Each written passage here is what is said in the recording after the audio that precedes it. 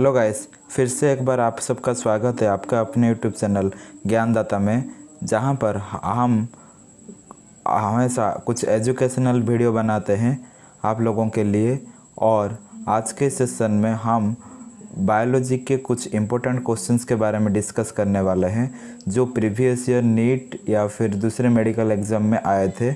इसलिए वीडियो को पूरा एंड तक ज़रूर देखना। अगर आप हमारे चैनल पर नए हो देन प्लीज़ ज़रूर सब्सक्राइब कर लेना और साइड में दी गई बेल आइकन को भी हिट कर लेना। तो फर्स्ट क्वेश्चन है, static concept of species was put forward by option A de Candolle, option B Linnaeus, option C Theophrastus और ऑप्शन डी डार्विन।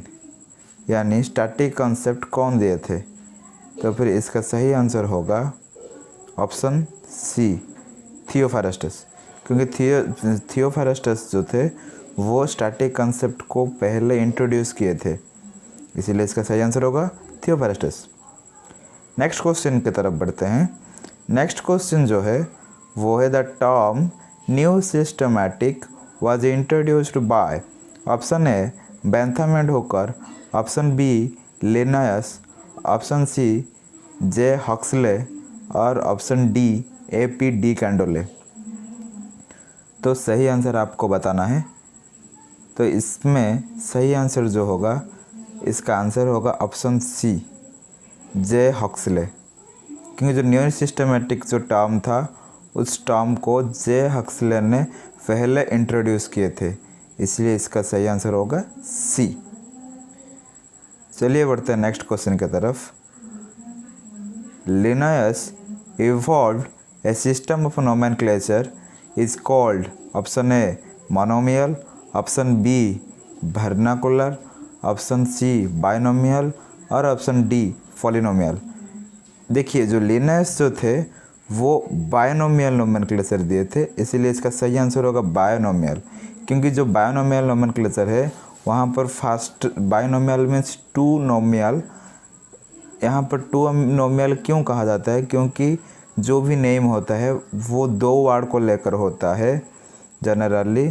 तो फर्स्ट नेम में आता है जीनस और सेकंड में आता है स्पेसिस, इसलिए इसका सही आंसर होगा बायनोमियल। बढ़ते हैं अगले क्वेश्चन की तरफ।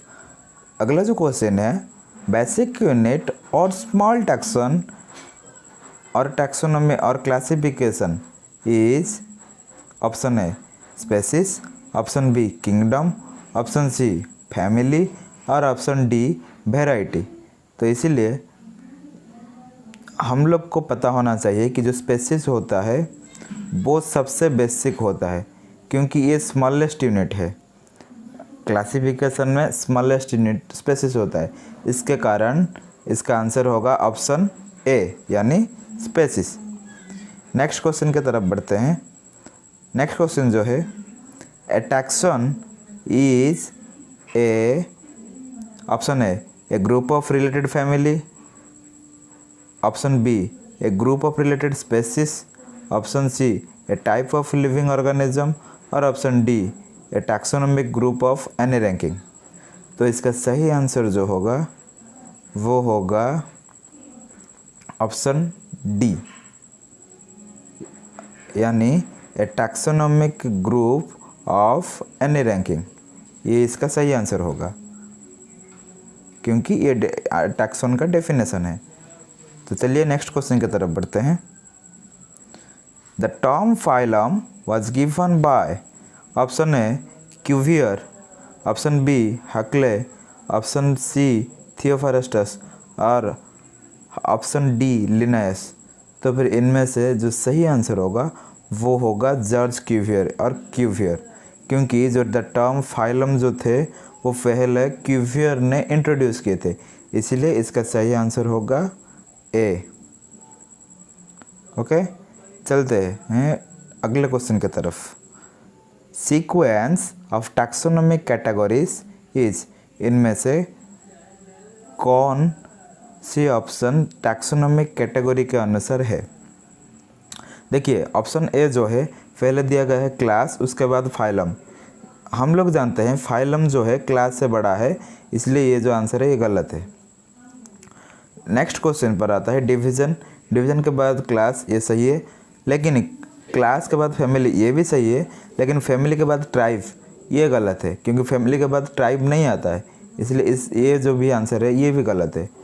तो चलिए बढ़ते हैं ऑप्शन सी की तरफ। ऑप्शन सी में डिवीज़न, ये सही है, क्लास उसके बाद सही है, उसके बाद ऑर्डर है, ये भी सही है, उसके बाद फैमिली है, ये भी सही है, उसके बाद ट्राइब, यस, उसके बाद जिनस, उसके बाद स्पेसिस, ये सही है। इसीलिए इसका आंसर जो होगा ऑप्शन सी होगा। ऑप्शन डी जो है वो गलत है, क्योंकि ऑर्डर के बाद क्लास नहीं आता है यहाँ पर, इसलिए ये भी गलत है। तो इसका सही आंसर होगा ऑप्शन सी। तो चलिए बढ़ते हैं नेक्स्ट क्वेश्चन की तरफ।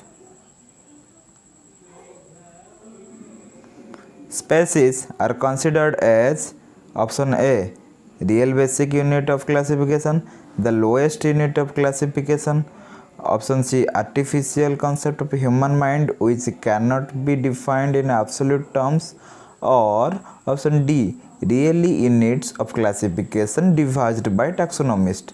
सो इसका सही आंसर जो होगा वो होगा ऑप्शन ए, क्योंकि जो स्पेसिस होता है वो real and basic unit of classification है, क्योंकि टैक्सोनॉमी में बेसिक एंड स्मॉलेस्ट यूनिट जो होता है वो जनरली स्पेसिस ही होता है, इसलिए इसका सही आंसर होगा ए।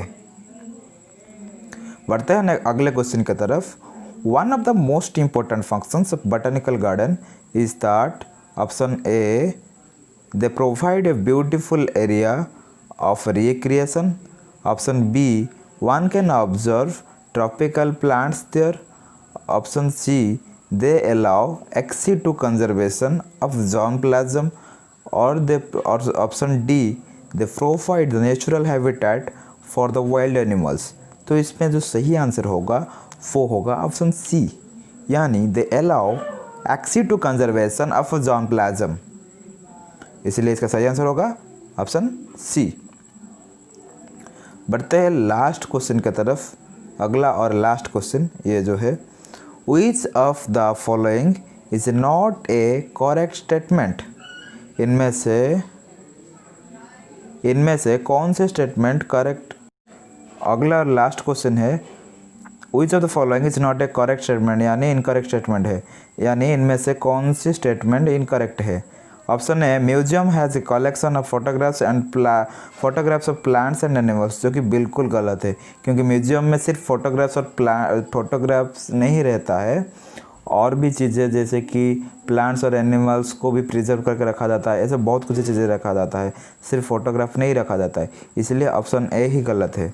ऑप्शन बी जो है की the taxonomic aid for identification of specimen, ये बिल्कुल सही है।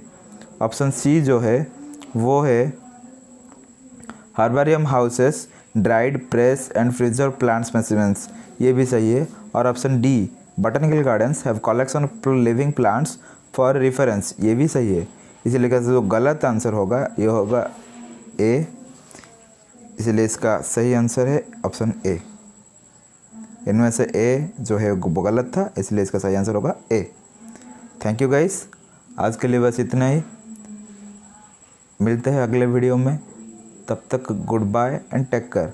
और मोस्ट इम्पोर्टेंटली अगर आप हमारे चैनल पर नए हो then please subscribe the Gyandata channel to get such type of educational video and questions.